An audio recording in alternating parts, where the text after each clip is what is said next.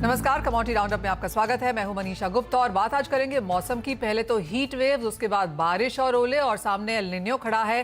क्या कुछ इम्पैक्ट रह सकता है इसका फसलों और किसान पर, बताएंगे आपको।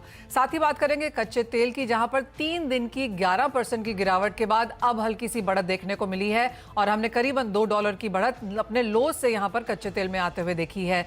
साथ ही बात करेंगे सोने चांदी की, जहां पर भी तेजी बरकरार है और ये हफ्ता एक्चुअली पिछले 2 महीने में सबसे बेहतरीन हफ्ते की तरह उभरा है, जहां पर सोने चांदी प्लैटिनम सभी में तेजी के साथ कारोबार है। यहां पर भी आगे कैसे करना चाहिए ट्रेड, उसकी स्ट्रैटेजीज करेंगे शेयर।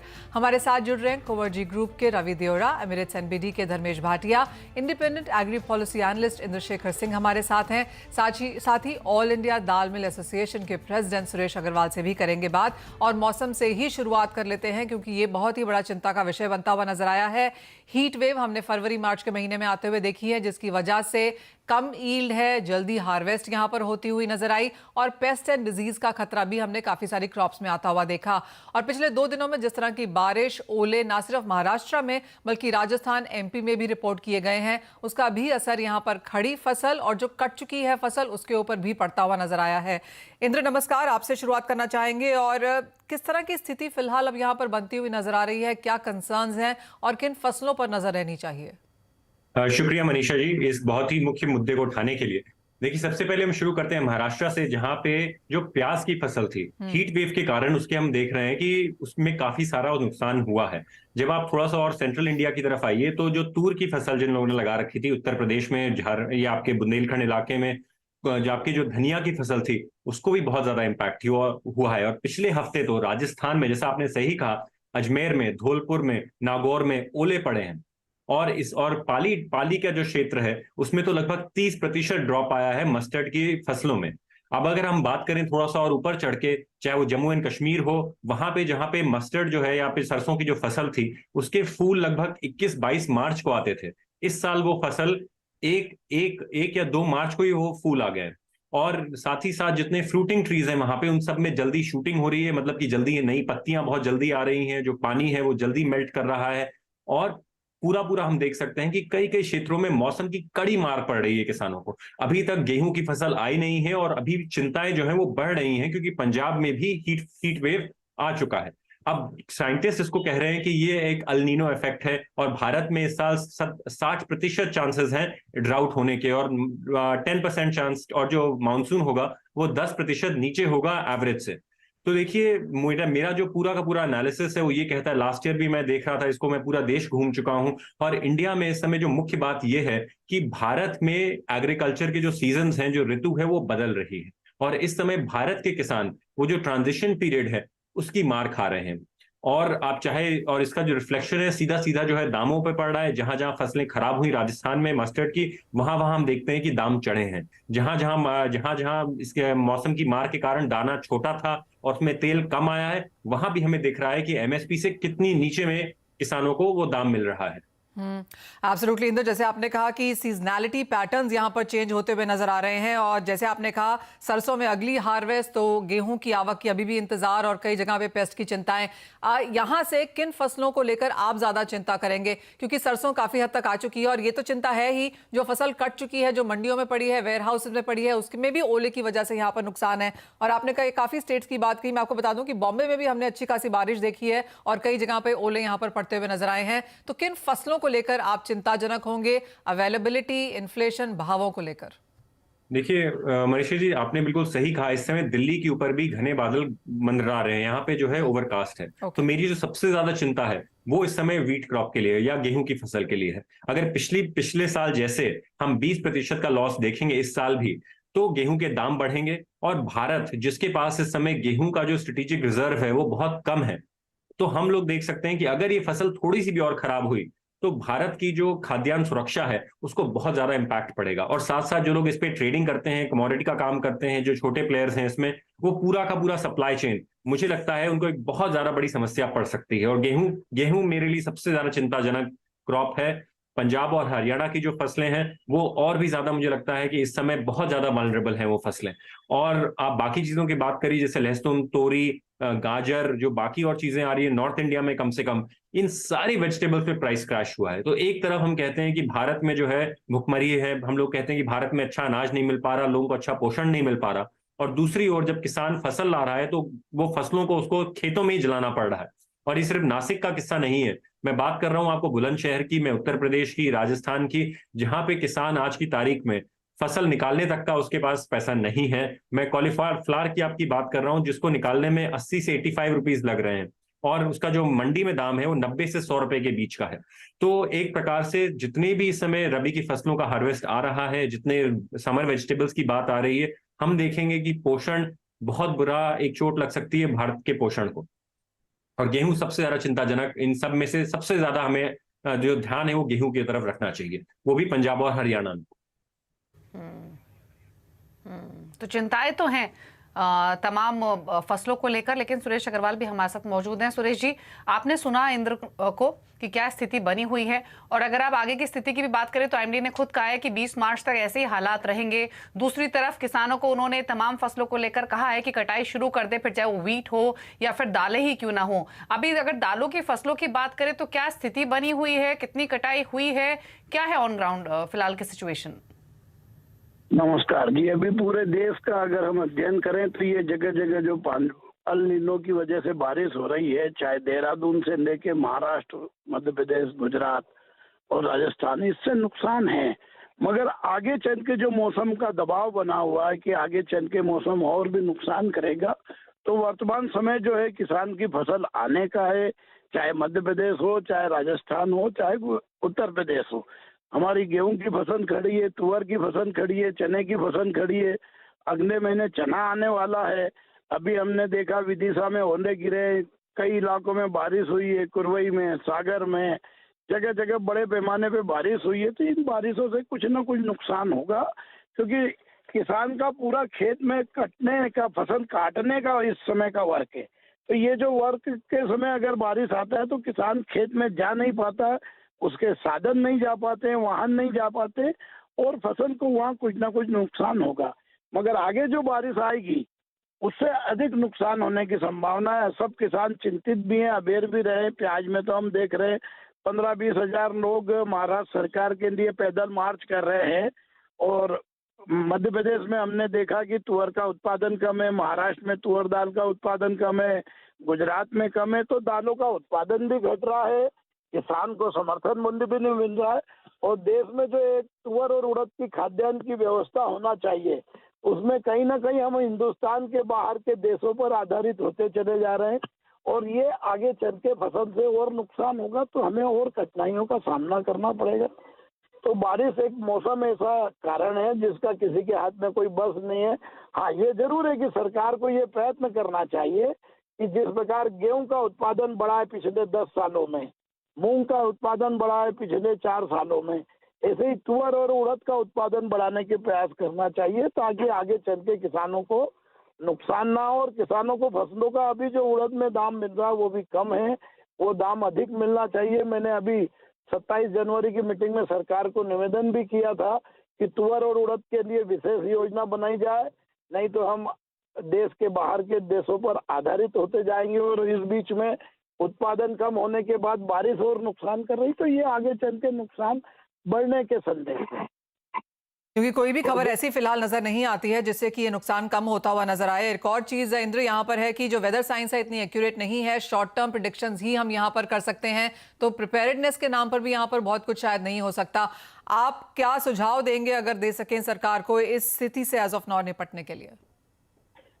बिल्कुल सटीक बात करी है कि एआई और जो वेदर मॉनिटरिंग और फोरकास्टिंग टेक्नोलॉजी है वो इस समय जो है बहुत मतलब मिच्योर नहीं हुई, अभी तक बहुत नेशन स्टेज पे चल रही, मतलब अभी उसका शिशु अवस्था में है वो, और जिसके कारण हम पिछले साल भी और उसके 1 साल पहले भी हम वेदर फोरकास्टिंग से अपने किसानों की मदद नहीं कर पाए हैं। अब इस समय जो हमें चाहिए वो सबसे पहला सुझाव मेरा ये होगा कि किसान को खेत में फिर से जेनेटिक डाइवर्सिटी बढ़ानी पड़ेगी, मतलब जैव विविधता खेत की किसानों को बढ़ानी पड़ेगी, क्योंकि इस ट्रांजिशन पीरियड में हमें पता नहीं कि कौन सी फसल चलेगी और कौन सी नहीं।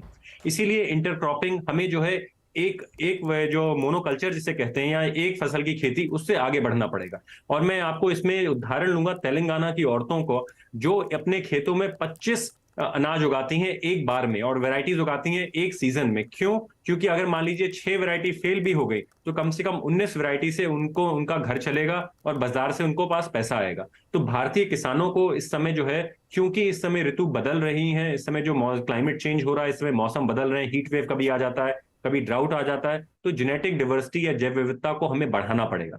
हमें और नए नए बीज चाहिए, हमें इंटरक्रॉपिंग चाहिए, हमें जो भारत में सीड रिप्लेसमेंट रेट जो है, जिसका कहने का मतलब है कि कितनी बार कितने साल तक एक पर्टिकुलर बीज चलता है, हमें उसको जो है जल्द से जल्द बदलना चाहिए। क्योंकि नए नए क्लाइमेट के लिए हमें नए बीज चाहिए जो उससे लड़ाई कर सकें, या जो वीट रेजिस्टेंट हो, सॉरी ड्राउट रेजिस्टेंट हो, और साथ में रेनफॉल रेजिस्टेंट हो। ये मेरे हिसाब से दो लो कॉस्ट सोल्यूशन है जो किसान अपने आप अपना सकते हैं। मेरा मानना है लैंड रेसेस, और स्वामीनाथन जी ने भी कहा कि बायोडाइवर्सिटी की तरफ हमें देखने की जरूरत है, जैव विविधता की तरफ और नेचर की तरफ। तो मेरा ये मानना है कि किसान को अपने छोटे लेवल पे ज्यादा बीज लगाने चाहिए अपने खेत में, ज्यादा डाइवर्सिटी लानी चाहिए अपने खेत में। और फिर भारत सरकार को क्रॉप इंश्योरेंस में, आज की तारीख में क्लाइमेट चेंज और एक्सट्रीम इवेंट्स के लिए क्रॉप इंश्योरेंस उसको कवर नहीं करता। तो भारत सरकार ये समझते हुए कि इस समय यहाँ पे शिफ्ट ऑफ सीजन्स हो रहे हैं, हमें क्रॉप इंश्योरेंस को क्लाइमेट डैमेज से जोड़ना पड़ेगा। ये इस समय भारत का सबसे जरूरी कदम है जो किसानों के लिए भारत को उठाना पड़ेगा। और अगर ये कदम नहीं उठाया तो कई सारे लोग हैं जो बंबई तक मार्च नहीं करेंगे, फिर वो देश में हर कैपिटल तक मार्च करेंगे, क्योंकि किसानी की हालत बहुत ज्यादा खराब हो जाएगी। आज की तारीख में भी भारत का किसान सफर कर रहा है। अगर सरकार एक कदम आगे बढ़ाती है, न्यूनतम मूल्य देती है, क्रॉप इंश्योरेंस में क्लाइमेट डैमेज को कवर करती है, तो मेरा ये मानना है कि भारत के इंश्योरेंस किसान बहुत जरूरी है। और जिस तरीके का शिफ्ट ऑफ सीजन हो रहा है बहुत इंपॉर्टेंट है कुछ कदमों को उठाना। लेकिन फिलहाल की स्थिति यही है कि चिंता तो बनी हुई है फसलों को लेकर, प्राइसेस को लेकर, फिर चाहे वो गेहूं हो, पल्सेस हो, सरसों हो या बाकी तमाम रबी क्रॉप्स ही क्यों ना हो। शुक्रिया इंदुशेखर अपने व्यूज देने के लिए, पूरी सिचुएशन का एनालिसिस करने के लिए। सुरेश जी आपका भी शुक्रिया शो में आने के लिए। रुक रहे हैं इसी के साथ एक ब्रेक के लिए। रवि देवरा और धर्मेश भाटिया हमारे साथ बने हुए हैं फोकस करेंगे स्ट्रैटेजीज पर। एक ब्रेक के बाद फिर वापस आते हैं। देख रहे हैं कमोडिटी राउंडअप, धर्मेश भाटिया, रवि देवरा हमारे साथ मौजूद हैं और अब बात कर लेते हैं स्ट्रैटेजीज की। शुरुआत कर लेते हैं सोने चांदी के साथ, जहां पर आज के सेशन में थोड़ी सी खरीदारी वापस दिखी है। कल थोड़ी नरमी रही थी लेकिन प्राइसेस ऊपर की तरफ ही बने हुए हैं। सिल्वर इस समय 67,200 के ऊपर है, वहीं सोने में भी 58,000 के नजदीक प्राइसेस बने हुए, इनफैक्ट उसके ऊपर ही ट्रेड कर रहे हैं। धर्मेश नमस्कार, स्वागत है आपका। सबसे पहले राय आपकी गोल्ड पर, तेजी तो बनी हुई है, 59,000 प्लस के लेवल्स की बात हो रही है, क्या करना चाहिए इन लेवल से और क्या है प्राइसेस को लेकर आउटलुक? देखिए, सोने की बात करें तो सोने में जो अनसर्टेनिटी की वजह से मार्केट में काफी एक तेजी देखने मिली है, बट ये तेजी ज्यादा टिकाऊ नहीं रहेगी, क्योंकि फिर से अगर डॉलर स्ट्रांग होता है और इंटरेस्ट रेट बढ़ता है तो मार्केट में कहीं ना कहीं जो चमक है सोने की और चांदी की वहां पे कम हो सकती है। तो मुझे लगता है कि यहाँ पे बिकवाली करके चल सकते हैं और फिर से 57,000 से लेकर 56,000 के स्तर आपको सोने में देखने मिल सकते हैं। अंतर्राष्ट्रीय मार्केट में $1,900 के लेवल्स आपको शीघ्र ही देखने मिलेंगे। तो मुनाफा वसूली की राय यहाँ पर। रवि, चांदी कैसे देखेंगे, क्योंकि यहाँ पर भी बढ़त तो इस हफ्ते देखने को मिली है, 6% की तेजी के साथ कारोबार, आपकी क्या राय है?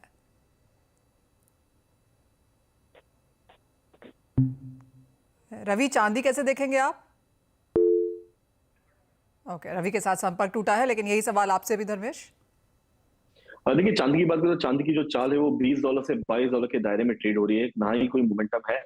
बट ये जो तेजी है वो सोने के कारणवश है। बट अगर आप देखें तो बेस मेटल में काफी अच्छी पिटाई है। तो चांदी 50% बुलियन और 50% बेस मेटल कैटेगरी में आती है। तो यहाँ पे कहीं ना कहीं मुनाफा वसूली देखने मिल रही है और आज वीकेंड भी है, तो अराउंड 66,000 तक के लेवल्स आपको देखने मिल सकते हैं और 2150, 2152 के लेवल्स अंतर्राष्ट्रीय मार्केट में आपको देखने मिल सकता है। ठीक है, बात अब कच्चे तेल की कर लेते हैं, जहां पर थोड़ी रिकवरी हमने जरूर देखी रिसेंट ड्रॉप के बाद, लेकिन अभी भी प्राइसेस एक साल के लोअर लेवल्स पे ही बने हुए हैं और घरेलू बाजार में भी 57,000 के नजदीक भाव। रवि, क्या व्यू है इन लेवल से, क्या करना चाहिए? जरूर से कल के दिन थोड़ा शॉर्ट कवरिंग प्राइजेस में दिखा था। एंड पर्टिकुलर अभी जो रशिया एंड सऊदी मिलने वाले हैं पर्टिकुलर प्राइस कोलैप्स को लेके, तो आई थिंक उसके ऊपर फोकस रहेगा। साथ में नेक्स्ट वीक में जो फेड की मीट है उसका भी एक वोलेटिलिटी पे इम्पैक्ट होगा। हालांकि हमने पहले से काफी टाइम से 85 से हाईलाइट किया था सेल करने के लिए, बट अभी एक इम्पोर्टेंट सपोर्ट 72 का ब्रांड को मुझे नहीं लग रहा है कि ये इजीली ब्रेक होगा। बट इंट्राडे की बात करें तो सेल ऑन राइज का स्ट्रेटेजी रखे। कल के उछल के बाद मुझे लग रहा है आज थोड़ा हायर लेवल से मुनाफा वसूली का ट्रेड हो सकता है। 5750 के करीब बेच के चले 520 के स्टॉप लॉस के साथ। और डाउन साइड मुझे लग रहा है कि 5640 तक के लेवल 1 से 2 ट्रेडिंग सेशन में आने चाहिए।